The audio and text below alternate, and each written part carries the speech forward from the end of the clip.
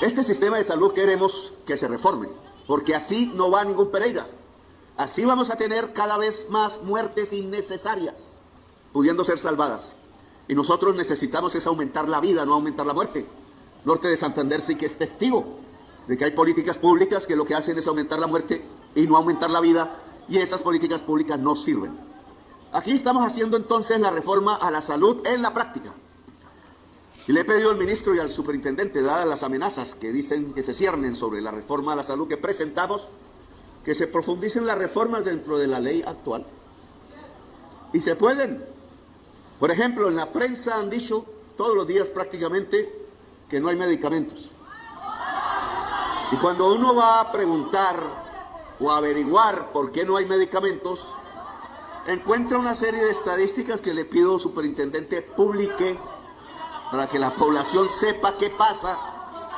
Y no es porque nosotros, el gobierno, no le haya pagado lo suficiente a unas empresas que llaman gestoras farmacéuticas, que apenas son 2 o 3, 4.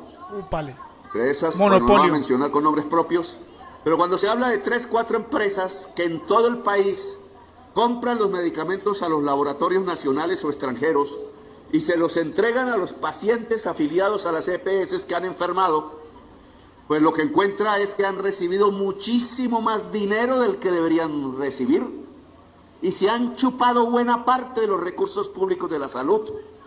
Por ejemplo, tenemos las pruebas de que en promedio estas gestoras farmacéuticas han duplicado el precio de los medicamentos que se podrían comprar a la mitad si se hiciera una compra en el extranjero, si se hacen en el extranjero, o una compra directamente en el laboratorio nacional. A ellos, o eso dicen, una ley les creó la facultad de monopolizar la compra. Yo me puse a leer la ley, es una ley reciente, no es vieja. Y no es cierto. La ley habla de crear gestores farmacéuticos, pero no habla de que serán 4 o 3, sino que puede ser cualquiera que el ministerio autorice. Y por tanto yo quiero que haya muchísimos gestores farmacéuticos en Colombia. Que lo sea Drogas La Rebaja, que lo sean los extranjeros que quieran, que lo sean los mismos laboratorios que producen medicina en Colombia, que el 472 que antes se llamaba Postar preste sus servicios de mensajería, que es la mejor mensajería de Colombia, o que las mismas EPS dejen de ser intermediarios financieros porque no sirven para eso. No hacen reservas técnicas, no crean los mecanismos que el mundo ha obligado a que se cumplan en el caso de intermediarios financieros y bancos. Entonces le hemos dicho, pues vuélvanse gestores y dejen de ser intermediarios. El hospital público puede entregar las medicinas en el seno del mismo hospital público o privado. Y entonces tendríamos miles de gestores farmacéuticos y no 3 que están monopolizando y especulando con el recurso. Y esa es una de las reformas que ya hay que hacer, empezando por las EPS que intervenimos porque se estaban robando la plata, comenzando por la nueva EPS que escondió 5 billones de pesos en facturas y ahora quieren que paguemos otra vez la sociedad colombiana a través del Estado, pero mamola. Nosotros no hacemos eso. Esas deudas las tienen que pagar los dueños. Y si los dueños no tienen la plata, pues vendan las clínicas. Nosotros se las compramos a buen precio para ponerlas al servicio de la sociedad colombiana. Pero lo que estamos haciendo aquí en este momento, fíjense ustedes, no solamente tiene que ver con lo que hacían las EPS antes y que ahora empezamos a hacer nosotros, sino tiene que ver con la creación de un sistema de salud diferente. Cuando se habla de las entidades de atención básica, y aquí hemos inaugurado un centro de salud que es preventivo y primario, se llama así, y el hospital también lo va a hacer una vez se entregue, más sofisticado que el centro de salud, obviamente, y hay que renovar todos los puestos de salud rurales del Catatumbo con los recursos de la Conmoción, y en el resto del norte de Santander con los recursos ordinarios del ministerio. Pero el puesto de salud es simplemente una edificación si no tiene gente dentro.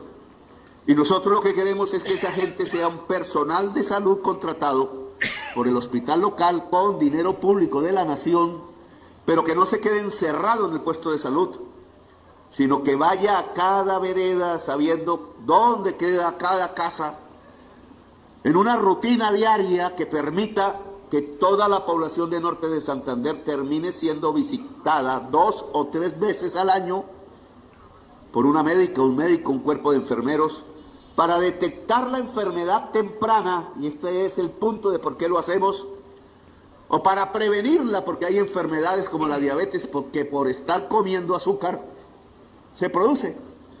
El azúcar es el peor veneno que un ser humano pueda tomar, y va entre la alimentación. Por eso, ojo, no hay que tomar gaseosas, a mí me las ponen ahí.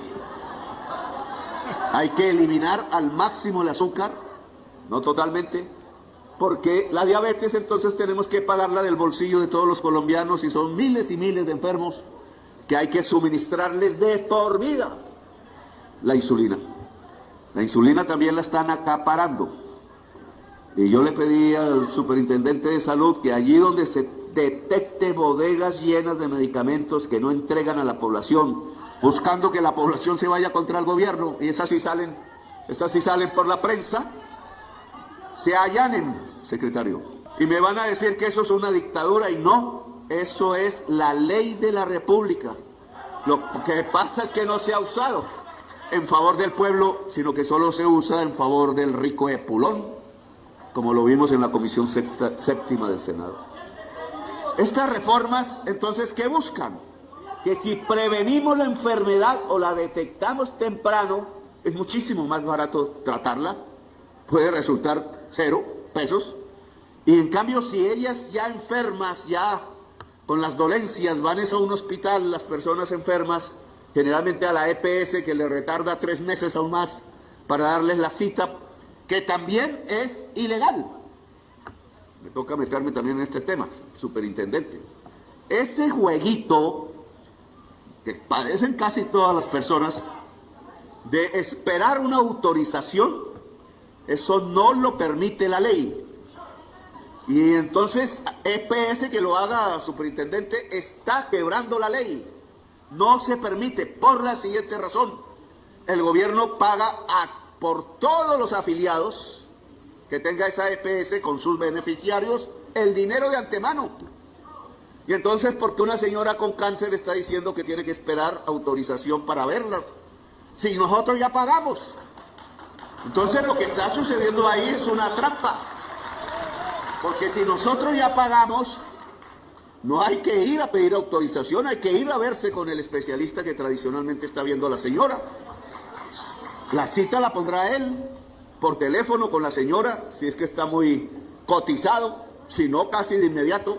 ¿Por qué la EPS se asume ilegalmente la misión de dar las autorizaciones si ya recibió la plata?